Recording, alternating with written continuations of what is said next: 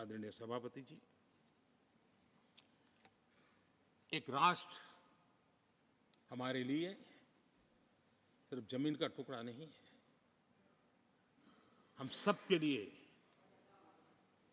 एक इकाई ऐसी है जो प्रेरणा देने वाली इकाई है। जैसे शरीर होता है, शरीर में जैसे अंगांगी भाव होता है, अगर पैर में कांटा लगे तो पैर ये नहीं कहता है, हाथ कभी नहीं सोचता है कि मुझे क्या, पैर को कांटा लगा है, पैर पैर का काम करेगा। पल भर में हाथ पैर के पास पहुंच जाता है, कांटा निकालता है। कांटा पैर को लगता है, आंख ये नहीं कहती कि आंसू मैं क्यों बहाऊं, आंसू आंख से निकलते हैं।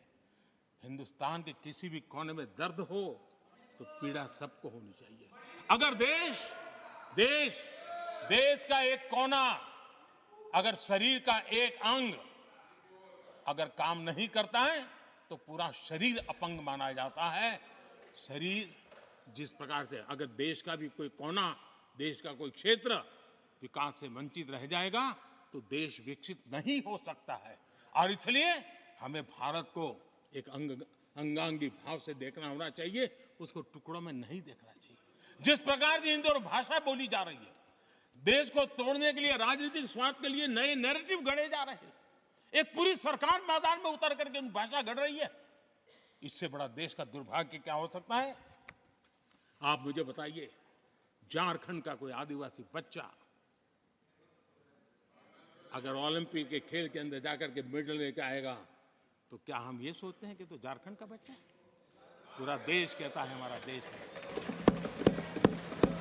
जब एक झारखंड का बच्चे में प्रतिभा देखते हैं और देश हजारों करोड़ रुपया, हजारों लाखों रुपया खर्च करके उसको अच्छे कोचिंग के लिए दुनिया के किसी देश में भेजता है, तो हम ये सोचेंगे कि खर्चा झारखंड के लिए हो रहा है, क्या देश के लिए नहीं हो रहा है?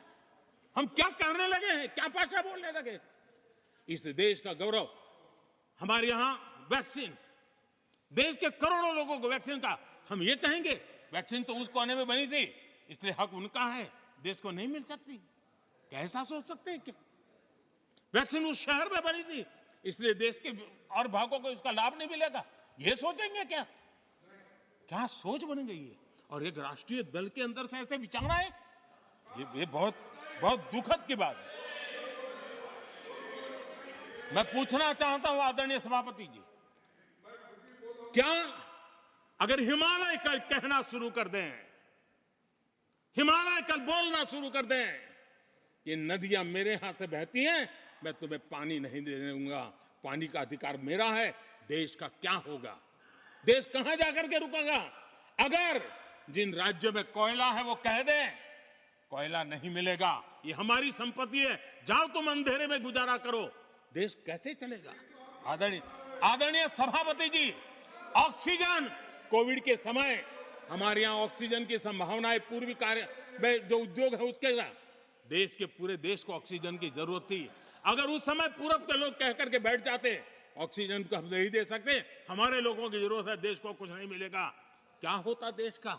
उन्होंने संकट झेल करके भी देश को ऑक्सीजन पहुंचाया। देश के अंदर ये भाव तोड़ने का क्या प्रयास हो रहा है? क्या इस प्रकार से देश को हमारा टैक्स, हमारे मनी किस भाषा में बोला जा रहा है? ये देश के भविष्य के लिए नया खतरा पैदा करने वाली बात है।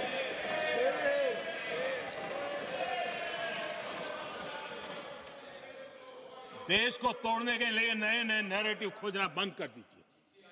देश को आगे बढ़ना है, देश को एक साथ लेकर के चलने का प्रयास कीजिए।